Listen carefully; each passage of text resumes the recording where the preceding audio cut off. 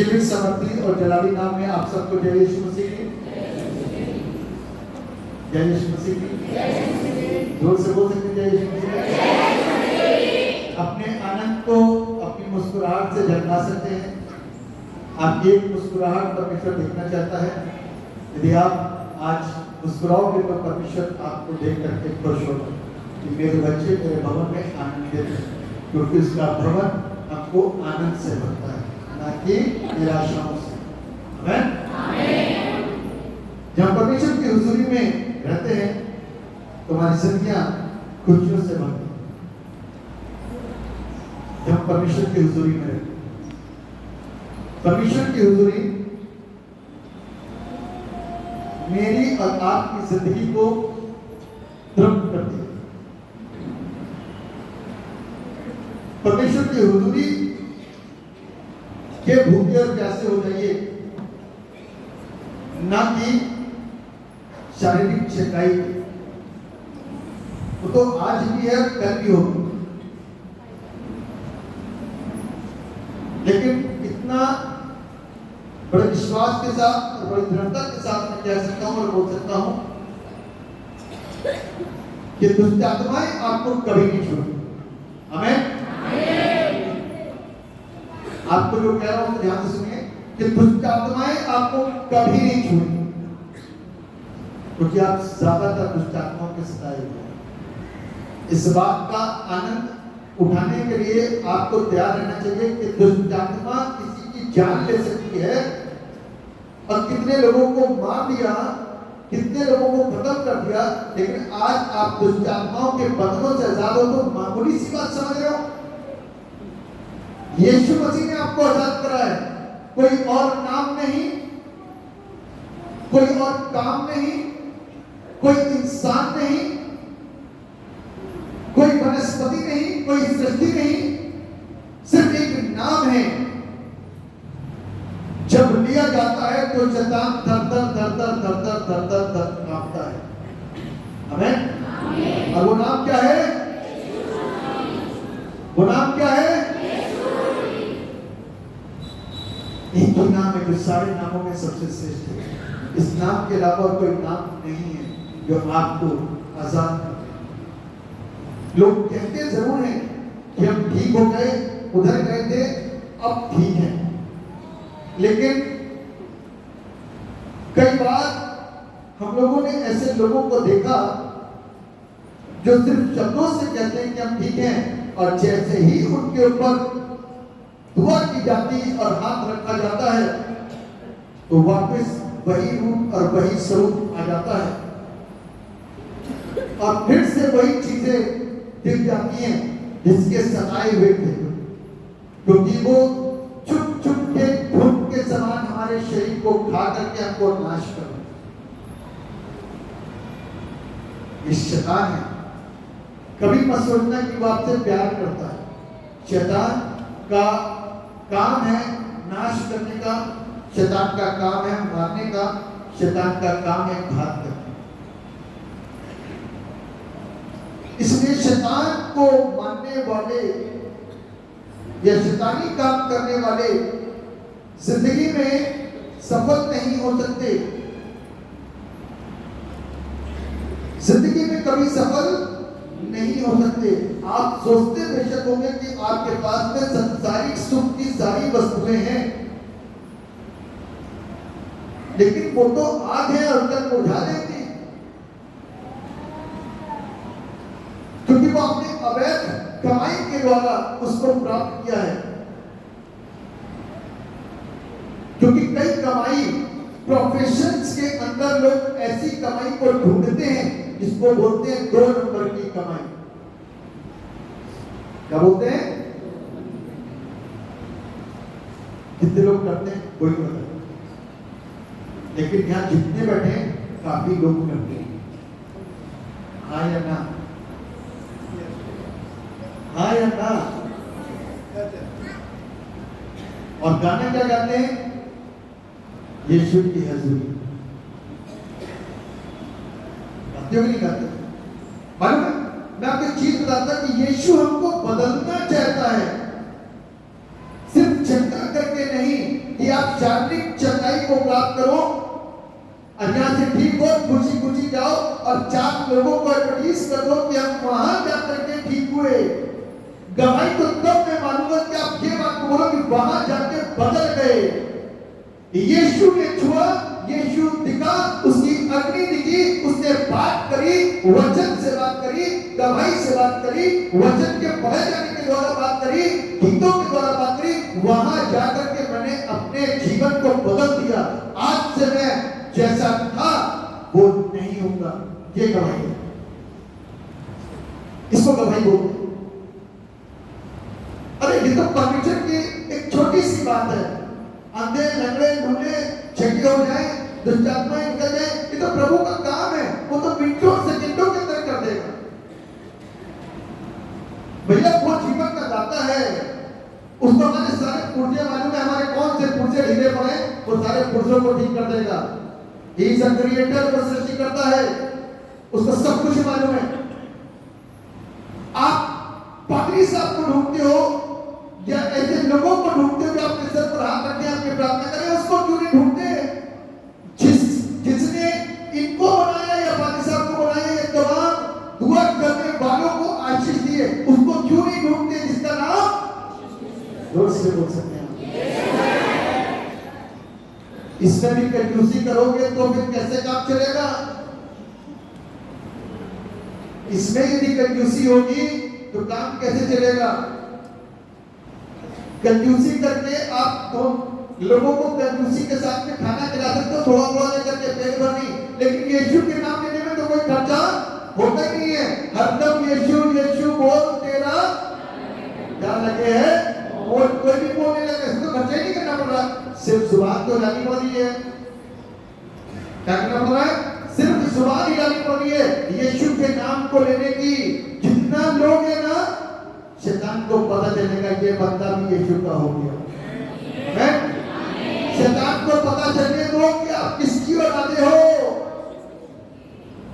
शैतान को नहीं पता है, आप तो सीधे कहते हो हम गए थे खजौरी चर्च पादरी साहब के पास में। अरे ये बताओ, यीशु के दरबार में गए थे जहां सब कुछ मिलता है। हमें क्या क्या होता है? सब कुछ मिलता है। यीशु का दरबार वो है, तो हर संडे आना चाहिए। हो आप, यीशु का दरबार वो है, प्यारा लगत है, तो कोई भी संडे छूटना नहीं चाहिए। यदि इतना प्यारा लगे है तो यीशु का दरबार एक भी संडे मिस नहीं होना चाहिए। यीशु के दरबार में क्या क्या मिलता है मालूम है? मुक्ति, शांति, खुशी, आनंद, छुटकारा, पवित्र सामर्थ, पवित्र आत्मा का वरदान, अभिषेक, क्या क्या मिलता है प्रभु के दरबार में, वो भी मुफ्त। कैसे? कितना पैसा खर्चा करा आपने? दिया कोई चेक ने कोई पैसा बाकी साहब की जेब में डाला? बाहर तो आप कहीं लाख कितने लोग, लाखों रुपए डुबा करके बैठे यहाँ पे। जरा हाथ उठा करो, कितने लाखों लोग लाखों रुपए डुबाए? हाँ, वेरी गुड, अरे वेरी गुड। ये देखो देखो, लाखों रुपए डुबा करके बैठे। वेरी गुड, हाथ पीछे करें। यहाँ कितना लोग है? कुछ नहीं। Hallelujah, hallelujah. आपको शर्म आती है, आप कैसे करो? कुछ जो है उसको करना ही चाहिए। यीशु के दरबार बोले तो उसको जितना प्यारा बना सकते हो उसके लिए कोशिश करो। परमेश्वर आपके धन दौलत का भूखा नहीं, ये रियलिटी है। परमेश्वर आपके पैसे का भूखा नहीं। मैं धन्यवाद देना चाहता हूँ बहुत सारे लोग जो चर्च में आकर के अपने हुनर को चर्च के लिए करके चले जाते हैं, वो भी मुफ्त। कुछ चीज को आप नया देख रहे हो ऑल्टर पे, चर्च के दरवाजे पे, ये परमेश्वर ने उनके परिवार को छुटकारा दिया, दुष्ट आत्मा से आजाद कराया। उन्होंने कहा पादरी साहब ये काम मेरी तरफ से बिल्कुल मुफ्त, मैं आपसे कुछ नहीं लूंगा, चर्च से कुछ नहीं लूंगा।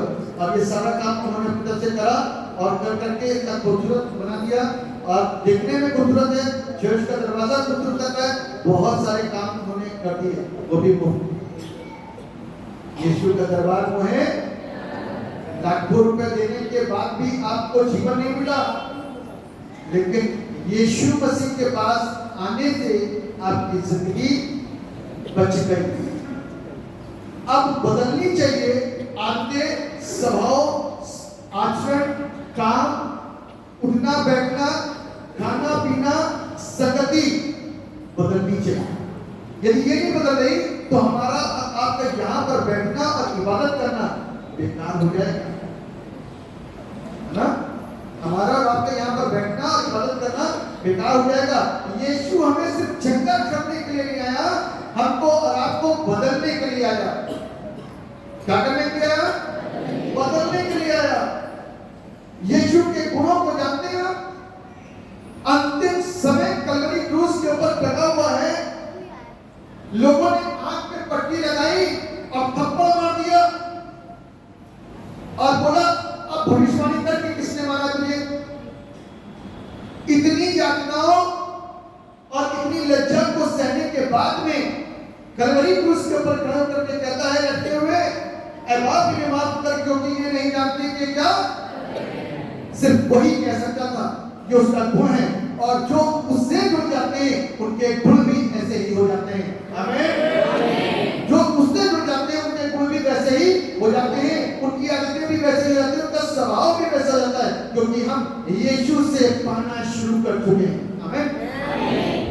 यीशु से पाना शुरू कर चुके हैं। मेरे प्रियो, मैं आपको उन चीजों को बताऊंगा वचन में से, जो चीजें आज के लिए लिखी हुई हैं, आज के संदेश से जुड़ी हैं, उसको बताना आपके लिए जरूरी है कि कहीं हमारा स्वभाव तो ऐसा नहीं है। ऐसा निकाल लीजिए मत्ती रचित सुसमाचार उसका 26 अध्याय,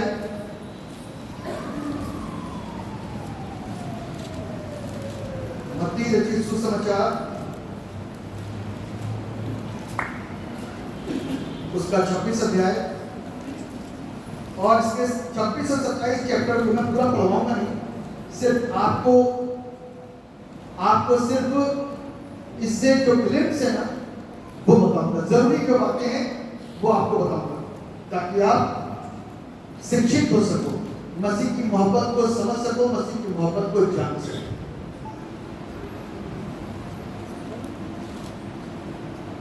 लिखा हुआ है, जब यीशु ये सब बातें कह चुका तो अपने चेलों से कहने लगा, तुम जानते हो ये 2 दिन के बाद फसह का पर्व है, मनुष्य का पुत्र क्रूस पर चढ़ाए जाने के लिए पकड़वाया जाएगा। तब प्रधान याजक और प्रजा के पुरनिये काइफा नामक महायाजक के आंगन में इकट्ठा हुए और आपस में विचार करने लगे कि यीशु को छत से पकड़कर मार डालें, परंतु वे कहते थे पर्व के समय नहीं, कहीं ऐसा ना हो कि लोगों में बर्बाद मच जाए। अब आप इस बात को सोचिए, यहां पर जिस पर्व को आज हम लोग मना रहे हैं, आपको मालूम है ये पर्व कौन सा है? मालूम है कौन सा पर्व है? इसको बोलते हैं पान संडे। कौन सा? पान संडे। पान का मतलब होता है खजूर, है ना? पान का मतलब खजूर, और खजूर का रविवार, इसलिए क्योंकि जब यीशु मसीह यरूशलेम में प्रवेश कर रहे हैं, क्या कर रहे हैं? यीशु मसीह उससे पहले एक बात करके आए अपने पिता से। मालूम क्या बात करेंगे? यीशु मसीह इससे पहले कि चर्च में यरूशलेम में आराधनालय में प्रवेश करें, अपने पिता से कुछ बात करके आए। पिता, हो सके तो ये प्याला चल जाए, वरन मेरी नहीं, डर को लगता ही है, क्योंकि प्रभु को मालूम था कि क्या यातनाएं इस शरीर पर होने वाली हैं। प्रभु को मालूम था कि क्या पीड़ाएं इस शरीर में होने वाली हैं। प्रभु को मालूम था कि क्या क्या होने वाला है। तभी वो कहते हैं कि ऐ बाप, हो सके तो ये प्याला टल जाए। अब प्याले का मतलब आप समझ सकते हैं कि वो प्याला चाय का प्याला नहीं जिसमें आप और हम चाय पीते हैं, ये वो प्याले की बात कर रहा है जो दुख का है और पीड़ा का है, सताव का है, यातना का है, मृत्यु का है, कष्ट का है। और बड़े आसानी से पतरस ने कह दिया, प्रभु मैं भी पी सकता हूं। प्रभु ने कहा तू नहीं, क्योंकि ये तेरे लिए नहीं है, तेरा खून मनुष्य जाति से है और मेरा खून पवित्र आत्मा से है। तेरा खून मनुष्यों यानी कि अधर्म के द्वारा तू पैदा हुआ, तेरा खून पापी है, तू बेशक विश्वास करने के द्वारा पवित्र हो गया, लेकिन मनुष्य को आजाद करने के लिए और शैतान को परास्त करने के लिए सिर्फ एक ही खून है, वो पवित्र खून, वो किसी और का नहीं, वो पवित्र परमेश्वर का है, यीशु का खून है जो शुद्ध है, इसके खून के अंदर एक भी रेशा पाप का नहीं है। ये तेरे लिए नहीं है।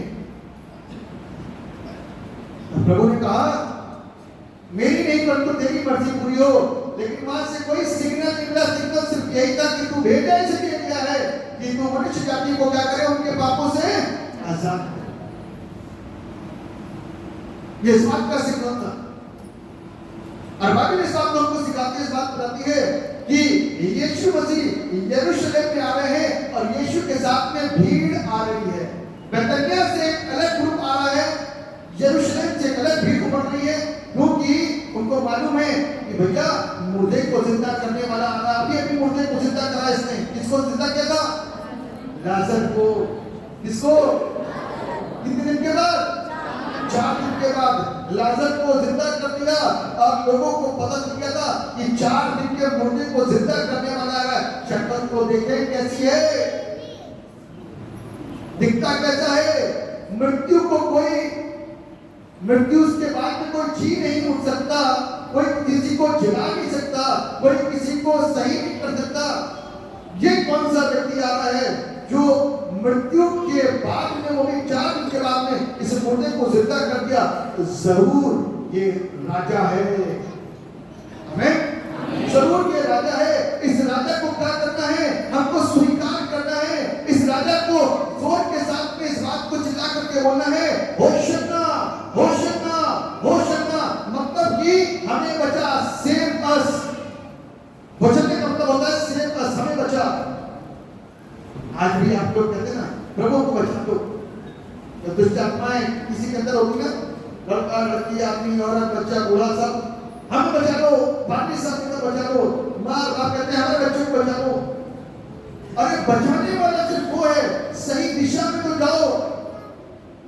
लोगों ने सिर्फ यही सोचा कि हमें बचा, लेकिन वो किन चीजों से हमको बचाने के लिए यरूशलेम के अंदर एंटर कर रहा था, उसको जानकारी नहीं थी, उसकी नॉलेज नहीं थी उनको कि वो सदा काल का जीवन देने के लिए आया हुआ है, जिसको अनंत जीवन आप कहते हैं। और बाइबल इस बात बताती है कि उन लोगों ने यीशु मसीह का बड़ा धूमधाम के साथ में स्वागत करा। कैसे करा? बड़े धूमधाम के साथ में खजूर की डालियों को काट काट करके क्या करा? रास्ते पे बिछाया, अपने कपड़ों को उतार करके उसके ऊपर बिछा दिया, ताकि जब हमारा प्रभु यहाँ से निकले तो लोगों को क्या मिल सके? खुशी मिल सके कि उनका राजा आ रहा है। एक सम्मान है कि उसके पांव, या जिस गधे के बच्चे पर वो सवार है उसके पांव जमीन पर ना आए, उसको ऑनर मिला। मैट लगा हुआ ना शादियों में, घरों के प्रोग्रामों में मैट यूं ही लगाया जाता है। उन लोगों ने भी एक ऐसा मैट बिछाया कि अपने राजा का हम स्वागत करें, और उसके स्वागत में उन्होंने सारी चीजें करी और होशन्ना के नारे लगाए। मेरे प्रियो, ज्यादा दिन नहीं बीते, कितने दिन? ज्यादा दिन नहीं बीते थे। आज से ठीक 5वां दिन, आज से ठीक 5वां दिन, ये जो मुस्कुराहट और आनंद और खुशी का एक जाहिरनामा था, वो एक विपरीत शब्दों में बदल गया। बरअब्बा को छोड़ो, यीशु को क्रूस दो। जिन लोगों ने जोर के साथ में नारे लगाए कि हमारा राजा आ रहा है, परमेश्वर हमको बचा, आज उनके स्वर बदल गए, उनकी आवाज बदल गई, उनके शब्द बदल गए, उनकी सोच बदल गई। किसी ने उनको जाकर के बहका दिया, किसी ने जाकर उनसे कह दिया, अरे भैया तुम्हारा काम सिर्फ भीड़ का है, तुम भीड़ में खड़े रहो, हम सिर्फ अगुवाई करेंगे। हमारा इतना बोलना होगा कि यीशु को क्रूस दो और भगवान को छोड़ दो तो तुमको पीछे से हाँ हाँ हाँ हाँ करना होगा। ऐसी भीड़ देखी आपने? भीड़ तो ऐसी ही होती है, बहुत सारी चीजों की नॉलेज नहीं होती, लेकिन बस पीछे से हाथ उठा के हाँ हाँ हाँ हाँ करना शुरू करते हैं। आज मेरा सवाल है कि कहीं ऐसी भीड़ में हम और आप तो नहीं है?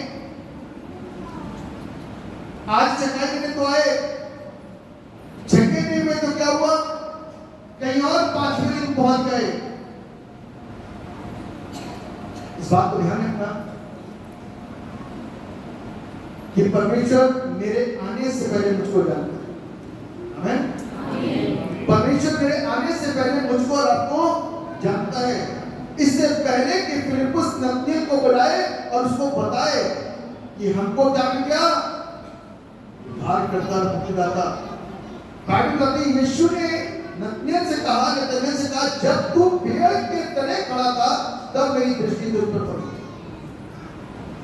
तब मेरी दृष्टि तुझ पर पड़ी। मेरे प्रिय, इस बात को ध्यान रखिएगा।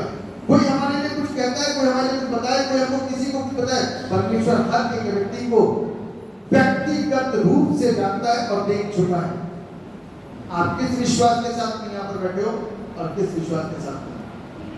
आज आप यहाँ करके हालेलुया प्रेज़ लॉर्ड कर रहे हो, आज आप जोर से नारे लगा रहे हो, और कल पता नहीं क्या बनाओगे आप, कल पता नहीं क्या करोगे घर में जाकर के, कल पता नहीं कोई सूर्य की उपासना करने लग जाओ, परसों चांद की उपासना करने लग जाओ, नरसों किसी पेड़ की उपासना करने लग जाओ, क्योंकि यहूदी तो यही करते थे और कभी सजा पाते थे। और बाइबल की बात कहती है कि उनकी सजा इतनी बड़ी थी कि निकले 20 लाख की आबादी थी और बच के कितने आए? 2। कौन कौन था? यहोशू और कालेब।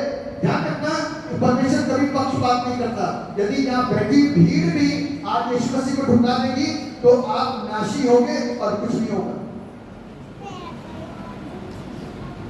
हिम्मत रखनी चाहिए कि उस परमेश्वर के लिए हाथ को उठा करके उसकी मनाही करो, उसको कहो कि यीशु ने चंगा करा। ये मत कहो कि वहां गए थे तो किसी ने प्रार्थना करी, फादर जी ने प्रार्थना करी, नाम बोलो यीशु ने चंगा करा, तब तो बात है। पाटी साहब के नाम को नाम बताओ, यीशु के नाम को बताओ, क्योंकि चंगा यीशु करता है, पाटी साहब। कल शर्म ना आ जाए बताने में, शर्म ना आ जाए, क्योंकि बहुत सारे लोगों को शर्म बहुत जल्दी आती है यीशु का नाम लेने में। यीशु का नाम आपकी जुबान और आपके जहन में आ जाए तो ध्यान रखना कि मुंह से हर वक्त यीशु यीशु यीशु निकलेगा ना, और निकलेगा तो शैतान को सबसे ज्यादा दर्द होगा।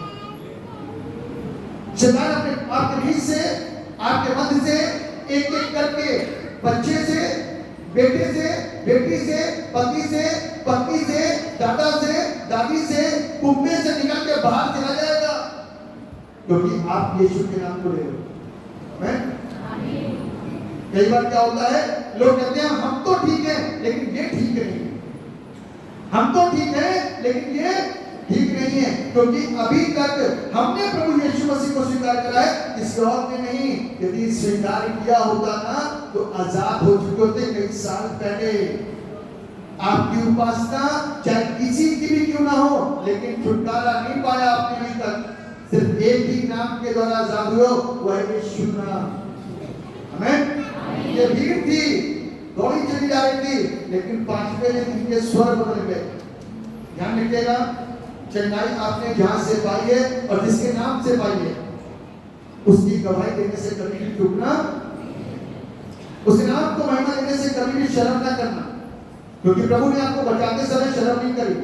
आप प्रभु को नहीं जानते थे, आप पेड़ की पूजा करते थे या इंसान की पूजा करते थे, मुझे नहीं मालूम, लेकिन इतना जानते हो कि तब आप सुखी नहीं थे, लेकिन अब यीशु मसीह के रहम के द्वारा आप बच चुके हो। आपके पैसों की बर्बादी रुक गई है, आपके घर की बर्बादी रुक गई है, आपके ऊपर पड़े हुए श्राप हट चुके हैं। आपके तौबा करने के द्वारा और आपके चंगाई प्राप्त करने के द्वारा सिर्फ एक नाम, मेरे प्रियो, लिखा हुआ है यहूदा स्मृति भीड़ की बात बता रहा हूं, मैंने कहा था कुछ बातें बताऊंगा छोटी छोटी सी। यहूदा इस्करियोती कौन था मालूम है? कौन था? यीशु मसीह का चेला। और उस चेले को मालूम, उस चेले का एक पद था, कोई जानता है क्या पद था उसका? हाँ, he was the treasurer, वो खजांची था। पैसा उसके हाथ में रहता था। पैसा किसी की बुद्धि को बदल देता है, और इसकी बुद्धि को भी पैसे ने बदल दिया। यीशु मसीह को कितने चांदी के सिक्कों में बेच दिया है? 20 बेच दिया है। कितने सिक्कों में बेचा? 30 की 20। बेचने के बाद में क्या हुआ? यीशु मसीह को क्या बेचा जा सकता है? हैं? यीशु मसीह को बेचा जा सकता है? नहीं।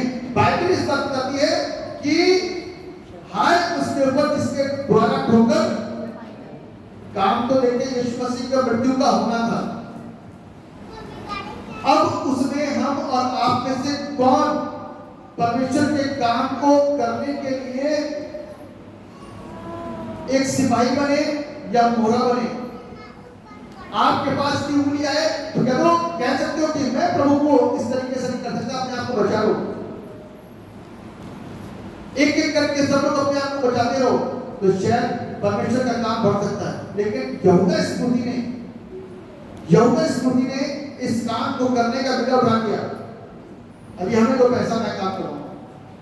आज की तारीख में बर्बादी बाहर से कम अंदर से ज्यादा होती है ना? विश्वास करते? समझ पा रहे? बर्बादी बाहर से कम अंदर से ज्यादा होती है। ये जो बर्बादी थी ना, जो यीशु मसीह का पकड़वाया जाना था, वो किससे था? क्योंकि बाहर वाले को क्या मालूम कौन सी चीज क्या है, कैसी है? अंदर वाले को मालूम है कि यीशु कैसा दिखता है। और वो अंदर वाला कौन था? यहूदा इस्करियोती। और उस यहूदा इस्करियोती ने क्या करा? यीशु मसीह को पकड़वा दिया। ये कैसा है? देखो है जिसको जाकर के मैं चूम लूं बस उसी को झट से पकड़ लेना। यीशु ने कहा क्या दिन भर में तुम्हारे साथ तुम्हारे बीच में नहीं था? दिन भर तुम्हारे साथ तुम्हारे बीच में नहीं रहता था? तब तुमने मेरे ऊपर क्यों नहीं हाथ डाला? तो कहने का अर्थ है आज की तारीख में लोग ढूंढ रहे हैं अवसर पकड़ने का। अब मौका कौन दिलवाएगा? बाहर वाला या अंदर वाला? हाय उसके ऊपर जिसके द्वारा ठोकर। अब उस हाय का हजर देख लीजिए क्या हुआ? मर गया। अफसोस इस बात का कि ना तो ये तलवार से मारा गया ना किसी और चीज से मारा गया, स्वयं इसने आत्मग्लानि हुई, सुसाइड किया और मर गया। एक ऐसी मृत्यु उसने ली, उसकी बुद्धि भ्रष्ट हो गई। एक ऐसी मृत्यु को उसने प्राप्त करा जिसके बाद उसका उद्धार नहीं हो सकता, जिसके बाद उसका उद्धार नहीं हो सकता। जो अपने शरीर को नाश करता है, आप में से बहुत सारे लोग बैठे होंगे जो सुसाइड करना चाहते हैं। सुसाइड समझ गया ना? पंखे में छुट्टी डाली, लटकाया, मर गए। बहुत सारे लोग हैं ऐसे होंगे जिन्होंने कोशिश करी होगी या करना चाहते हैं। आपको बताना चाहता हूं कि ऐसी प्रवृत्ति के लोग कभी भी उद्धार प्राप्त नहीं कर सकते। कितनी आपने आराधना करी हो, कितने आपने गाने गाए हो, कितने आपने वचन बांटे हो, यदि ऐसी प्रवृत्ति के लोग हो तो उद्धार कभी नहीं हो सकता। उसका हजर नरक और नरक की होगा। इसलिए अभियों ये यहूदा इस्करियोती ने उसके अपने ने धोखा दिया। बाइबल बताती है पतरस ने यीशु मसीह का इनकार किया। कौन प्रभु? किसकी बातें करते हो तुम? मैं उसके साथ नहीं हूं, मैं वैसा नहीं हूं, मैं उसको नहीं जानता। 3 बार यीशु मसीह का क्या कर दिया? किसने करा? बाहर वाले ने या अंदर वाले ने? अंदर वाले ने। ध्यान रखना, इनर सर्कल डिसाइपल का ये बनता था और यीशु को इनकार कर दिया। जिस चीज को मैं बोल रहा हूं ना, तो इस बात को बोल रहा हूं कि आज की तारीख में अंदर और बाहर वाला मसला नहीं है। आज की तारीख में यीशु को जिसने अपनाया होगा ना, वो डंके की चोट पे यीशु मसीह के लिए मृत्यु तक सहन करेगा। और जिसने नहीं स्वीकार किया वो अपने आप को बचाएगा और भाग जाएगा। क्या करेगा? बचाएगा और भाग जाएगा। जब फलिश्ती की सेना और गिदोन और इस्राएल जब थे, तब परमेश्वर ने बोला, अरे इस्राएल की संख्या कितनी है? 32,000। कितनी है? जोर से बोलो, 32,000। 32,000। कहने के यदि मैं इस्राएल को विजय बनाऊंगा तो ये 32,000 लोग मालूम क्या कहेंगे? अरे हमने अपनी ताकत और अपने भुजबल से जीत हासिल कर ली, है ना? कई बार बोलते हैं लोग, अरे मेरी बुद्धि थी, मेरा दिमाग चलाना यहाँ पर, है ना? मेरा दिमाग चलाता, मेरी बुद्धि थी। लोग इस बात बोलते हैं, हमारी शक्ति से, हमारी ताकत से ऐसा काम हुआ, हमारी सारी चीजें थी। सब अपना अपना अपना अपना करते हैं। लेकिन बाइबल इस बात बताती है, तुरंत परमेश्वर की बात बोला, यदि ये लोग को मैं विजय बना दूंगा तो ये लोग तुरंत बोलेंगे कि हम अपने ताकत से जीते हैं। तब क्या हुआ? तब प्रभु ने कहा गिदोन से एक बात कर, गिदोन जा, अपने लोगों में जा, अपनी कौम में जा और वहां जाकर के बोल दे, वहां जाकर के कह दे कि जो लोग डरते हैं वो चले जाएं, जो लोग डरते हैं वो लोग क्या हो जाए? चले जाएं।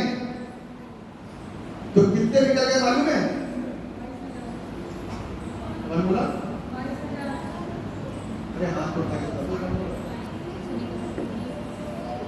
हाँ, 22,000 किसने बोला? बताओ मेरे को। अच्छा, हाँ जी, 22,000 लोग निकल गए थे। कितने बचे? 10,000। कितने बचे? प्रभु ने कहा 10,000 भी ज्यादा है, इसमें से भी चुनूंगा। तब प्रभु ने कहा ऐसा कर, इसको नीचे ले चल और वहां पानी पिलवा, और जो कुत्ते के समान चपड़ चपड़ करके पानी पिए उनको अलग करना, और जो हाथ टेक करके अच्छे तरीके से पानी पिए उनको अलग कर देना। तो 300 लोग कुत्ते के समान चपड़ चपड़ करके पानी पिया, और बाकी के 9,700 लोगों ने हाथ टेक करके पानी पिया। प्रभु ने कहा जिन्होंने हाथ टेक करके पानी पिया है, अर्थात 9,700, इनको अलग कर दे, 300 लोगों से जितवाऊंगा तुझे। आमीन। लोगों को पता तो चले 300 लोग हजारों पर कैसे हावी हो सकती है। ये काम सिर्फ परमेश्वर कर सकता है और कोई नहीं। और ऐसा ही हुआ, 300 लोगों के द्वारा परमेश्वर ने फलिश्तियों को, मैं सारा वृत्तांत नहीं बता सकता क्योंकि टाइम इतना नहीं है, लेकिन हाँ इतना जरूर बताऊंगा, जिसकी ओर परमेश्वर है उसका कोई कुछ नहीं कर सकता। आज यीशु को दोस्त बनाओ, बाकी साहब को नहीं। आज यीशु से मित्रता करो, बाकी साहब से नहीं, लोगों से नहीं। संगति करो, अच्छा व्यवहार रखो, सारी चीजें, लेकिन इतना ध्यान रखिए, जिसने यीशु को अपना मित्र बनाया उसकी जिंदगी सफल हो गई। वो कभी अपाहिज नहीं रहेगा, आश्रित नहीं रहेगा। अपना आश्रय सिर्फ उसको मान, वही आपको सुरक्षित रख सकता है, वही मुझको रात को बचा सकता है। फिलिप्पियों में लिखा हुआ है उसके दूसरे अध्याय के 5वें पद में, जैसा मसीह यीशु का स्वभाव था वैसा ही तुम्हारा भी स्वभाव हो, जिसमें परमेश्वर के स्वरूप में होकर भी परमेश्वर के तुल्य होने को अपने वश में रखने की वस्तु न समझा। आप कुछ भी क्यों ना हो, बड़ी पोस्ट पर हो, बड़े अधिकारी हो, नीचे बैठने में भी दिक्कत होती होगी, होती कि नहीं होती? मैं आपको बताना चाहता हूं कि आपकी पोस्ट कितनी बड़ी है और परमेश्वर की पोस्ट कितनी बड़ी है, और परमेश्वर के लोग कितने बड़े हैं। जो परमेश्वर से प्यार करते हैं ना, वो कभी अपनी पोस्ट को सामने लेकर के चर्च में नहीं आते। जो परमेश्वर से प्यार करते हैं वो अपनी पोस्ट को सामने चर्च में लेकर के नहीं आते, अपनी पोस्ट को बाहर छोड़ करके आना, अपनी डेजिग्नेशन को बाहर छोड़ करके आना, अपनी धन दौलत और अपने गौरव को और अपने घमंड को, हर चीज को बाहर छोड़ करके आना, क्योंकि परमेश्वर ऐसों से प्यार नहीं करता। आपको याद हो या याद ना हो, एक बार हमारे चर्च में डीआईजी साहब ने वर्शिप करी थी। किसने? डीआईजी साहब, सहारनपुर के डीआईजी ने यहाँ पर सर्विस करी, मिस्टर मैनुअल।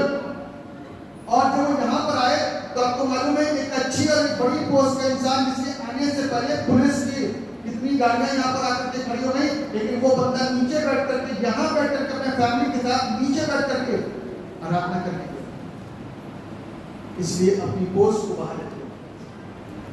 जो परमेश्वर के सामने अपनी पोस्ट को लेकर के आता है, अपने अहंकार को लेकर के आता है, वो परमेश्वर से कुछ नहीं पाता। जो परमेश्वर के सामने दीन होकर के आता है, झुक करके आता है, वो परमेश्वर से आशीष पाता है। आज से इस बात को सीख लेना कि चर्च में हमको कैसे आना है। ये सोच के ना कि हम तो सम्मान होगा, हम तो ये हैं, हम तो वो हैं, हम तो इतने बड़े हैं। ये ध्यान रखना कि परमेश्वर की दृष्टि में सब एक समान है। जो अपने आप को नम्र और दीन और छोटा करेगा, आशीषित वही होगा, आशीषित वही होगा। इस बात ध्यान रखिएगा। मेरा प्रश्न फिर से वापस आपके पास में आता है, कौन सी भीड़ में आज आप और हम हैं? शोर मचाने वाली, खुशी से स्वीकार करने वाली, या उसको क्रूस पर वापस से कहने वाली, इसको क्रूस दो और बरब्बा को छोड़ दो। बरब्बा कौन था? बरब्बा कौन था? जोर से बोलिए, बरब्बा कौन था? यीशु कौन था?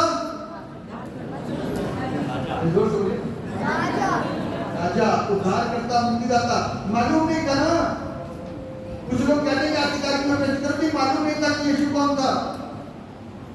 जब मालूम नहीं था तो राजा क्यों स्वीकार करा? मालूम नहीं था, इतनी बातें क्यों करे थे? चाप के मुर्दे को जिंदा करने वाला आ रहा है। जब मालूम नहीं था कि अंधे करने को चलाने वाला वो परमेश्वर आ रहा है, जब मालूम नहीं था तो क्यों इतना सारा रास्ते में उसके लिए स्वागत बिछाया, स्वागत किया? सब कुछ मालूम है। आज की तारीख में लोगों को सब कुछ मालूम है। मत कहने कि हमें नहीं मालूम है, सब कुछ मालूम है, लेकिन स्वीकार करने वाला मन और दिल और ताकत और जज्बा नहीं। हम उसको स्वीकार करना पसंद नहीं करते, क्योंकि वो हमको हमसे बदलना चाहता है। हमारी आदतें बुरी हैं और बुरी आदतों को कौन बदलता है? परमेश्वर बदलता है। और हमको पसंद नहीं है अपने आप को बदलना। हम अपनी गाड़ी को कैसे छोड़ दें? हम अपनी चोरी को कैसे छोड़ दें? हम अपने नशे को कैसे छोड़ दें? हम अपने सट्टे की आदत को कैसे छोड़ दें? हम अपनी बुरी दृष्टि वाले, व्यभिचार वाले आचरण को कैसे छोड़ दें? हम गलत कामों को कैसे त्याग दें? हम नहीं कर सकते। और यीशु तो यही काम करने के लिए आया। प्रभु का मकसद चर्चा करने का नहीं है, परमेश्वर का मकसद है हमको बदलने का। आमीन। इतनी बड़ी भीड़ है, इस बात को सीख लो कि प्रभु हमको हमारे स्वभाव को बदलना चाहता है। यदि वो स्वभाव से, आपके स्वभाव से किसी को ठेस पहुंच रही है तो उसको बदल डालो। आप एक व्यक्ति सबको खुश नहीं कर सकता। परमेश्वर को आप अपनी तरह नचा नहीं सकते। परमेश्वर परमेश्वर है, वो आपको शिक्षा देता है, वो आपको सिखाता है कि आप अपने आप को बदलो। उसकी जिंदगी का मकसद ये, लेकिन बदलोगे ना तो क्या बदलोगे? क्योंकि हम पाप करते हैं और उनको पाप से बचाने के लिए आया। वो हमको कहता है पाप छोड़ो और बदलो और मेरे पिता के घर में आ जाओ। उसके घर में रहने के बहुत सारे स्थान हैं, यदि ना होते तो मैं तुमसे, आप कहोगे भैया बाकी साहब आज विजय का दिन है और आज कहाँ मृत्यु को लेकर किसी है? मृत्यु आनी बहुत जरूरी है। यदि वो विजय प्राप्त करनी है तो मृत्यु का आना बहुत जरूरी है। यदि स्वर्ग पहुंचना है, प्रभु से मिलना है, तो पौल कहता है जीना मसीह और मरना जीत को करता तेरे पास दौड़ा चलाऊं, लेकिन कुछ रिस्पॉन्सिबिलिटीज हैं जिसके कारण मुझे यहाँ पर होना। यदि विजय प्राप्त करनी है, अपनी जिंदगी की विजय, हम हर चीज में रिजल्ट देखते हैं, हर चीज में रिजल्ट देखते हैं। दवाई का रिजल्ट, कपड़े का रिजल्ट, ऑनलाइन का रिजल्ट, सारी चीजें रिजल्ट देते हैं। लेकिन एक रिजल्ट और निकलने वाला है, क्या उसकी तैयारी है मेरी आपकी? वो मृत्यु के बाद में है। कब आएगा? जोर से बोलो ना, मृत्यु के बाद। इसलिए याद रखिए, यीशु मसीह की विजय यात्रा एक ऐसी विजय यात्रा जिसमें किसी को नहीं मालूम था कि इसका नाम विजय क्यों पड़ गया। वो इसलिए यीशु मसीह ने कलवरी क्रूस के पर महायज्ञ करके शैतान के डंक को, मौत के डंक को तोड़ करके विजय प्राप्त की। और कहता है कि देख मैंने संसार पर जय, आज हम और आप संसार पर तो अभी छोड़ दीजिए, अपने आप पर जय प्राप्त करिए। हमारे और आपके ऊपर हम व्यक्तिगत तौर पे अपने ऊपर जय प्राप्त नहीं कर पाते, क्योंकि बहुत सारी चीजें अंदर छुपी हुई हैं जो जिसके लिए हम अभी भी तैयार नहीं है उससे समझौता करने के लिए, उसको अपने अंदर से निकाल के बाहर करने के लिए अभी भी हमारे अंदर वो ताकत और कुव्वत नहीं है। उसके लिए परमेश्वर से प्रार्थना करिए, उसके लिए परमेश्वर से उपवास रखिए, उसके लिए परमेश्वर के पास नहीं कि मुझे बदल, और कोई काम नहीं। चंगे को मिनटों में हो जाओगे, चंगे को मिनटों में हो जाओगे, सेकंडों में हो जाओगे। एक बार उसको पहचानो तो सही कि वो कितना प्यारा है। आमीन। इसके प्यार को जो समझ गया वो वापस कभी नहीं लौटेगा उस दुनिया के अंदर इसको छोड़ करके आए हो।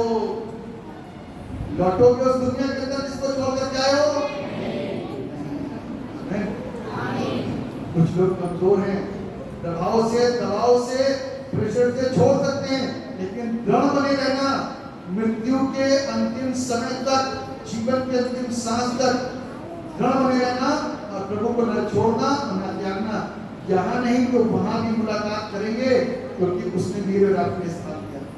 परमेश्वर आप सबको आशीर्वाद दुआ जीवित और समर्पित पिता परमेश्वर, आपको कोटि कोटि धन्यवाद देते हैं सभी के लिए जो आपने हमें दिया आपके नाम से। हम सब पर अपनी मेहरबानी करिए, हम सब पर सबको जीवन की खुशियों से भरिए ताकि सब आनंद पाए और आपके नाम। हमारा विश्वास है पिता, इस वचन पर प्रभु आपकी छाप लगी है, और न सिर्फ प्रभु इस वचन पर, प्रभु इस वचन के द्वारा हर एक हृदयों पर प्रभु छाप लगी है। हम चाहते हैं कि हर एक हृदय इस वचन की छाप को अपने अंदर ले, ताकि शैतान हमको टच ना कर सके और एक हम खूबसूरत जिंदगी को जिए और खुद भी बचे और दूसरों को भी। परमेश्वर सब पर अपनी दया को करिए, सब यीशु के नाम से।